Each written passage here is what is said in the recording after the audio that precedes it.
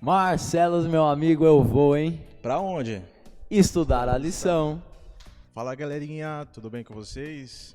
Estamos iniciando hoje, o dia de domingo, e o título é A História se Repete. Luan, gostaria de perguntar pra você se você conhece a história dos valdenses. Olha, essa história aí, esse povo aí eu gosto muito, hein, meu amigo? Eu queria que você comentasse pra gente que tempo os valdenses viveram, o que de fato aconteceu na história dos valdenses.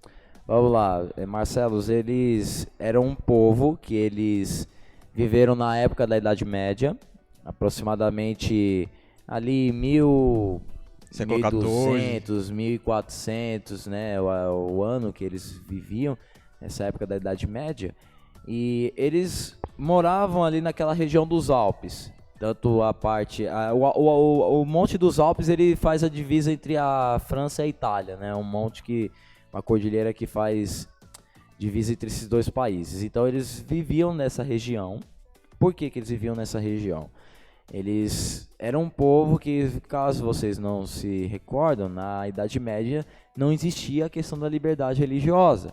Então, naquela época, esse povo, eles foram para essa região dos Alpes, né? Uma região afastada da população local, é uma região também de difícil acesso por causa da região montanhosa, questão do frio, né? Porque lá na região dos Alpes ali é bem frio, neva naquela região.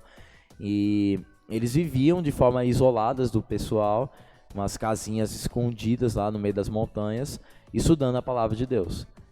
Eles faziam isso de forma escondida, né? Porque naquela época nem a Bíblia era acessível para o povo, né? Quem ficava com a Bíblia era somente a igreja naquela época.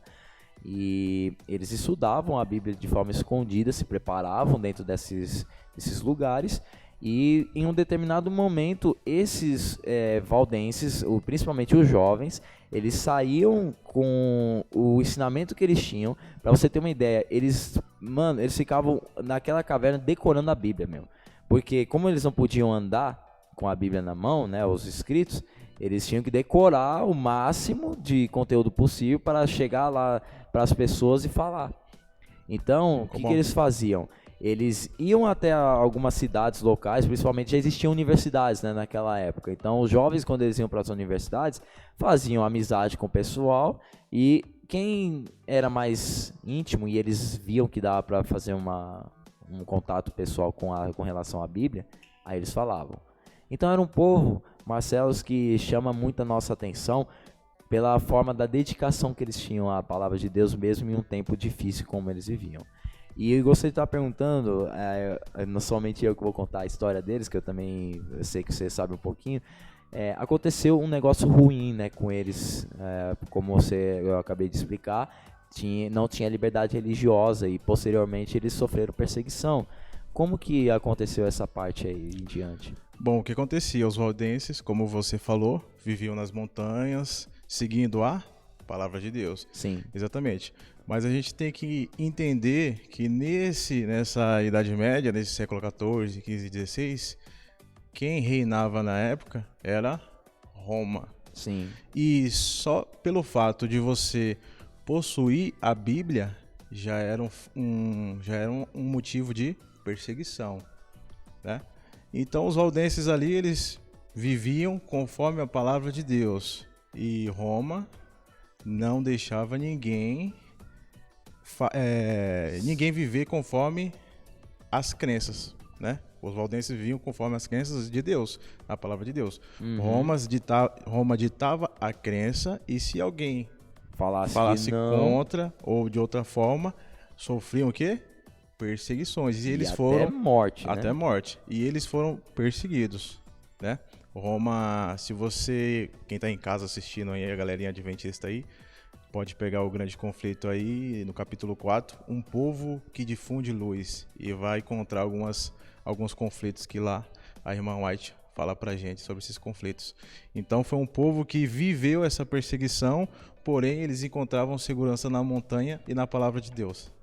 Legal, eu vou depois agora também deixar uma recomendação de vídeo, no qual eu aprendi a história dos valdenses na internet, assisti um vídeo da Novo Tempo na época, né? É um vídeo um pouco antigo, mas eles foram até o local onde os valdenses se reuniam, né? O pastor, o Arilton e o pastor Alberto Tim, não sei se vocês sabem quem O Arilton eu conheço, o Alberto Tino. O Alberto Tim, ele é já um pouco mais da velha guarda. Então, como sim. esse vídeo é um pouco antigo, lá para a região de 2010 para trás, por aí, então com certeza, não sei se ele tá também aposentado já, o Alberto Tim, mas é um vídeo muito legal. Vocês vão gostar muito, aí vai aparecer o cardzinho para vocês aprenderem melhor sobre a história dos valdenses.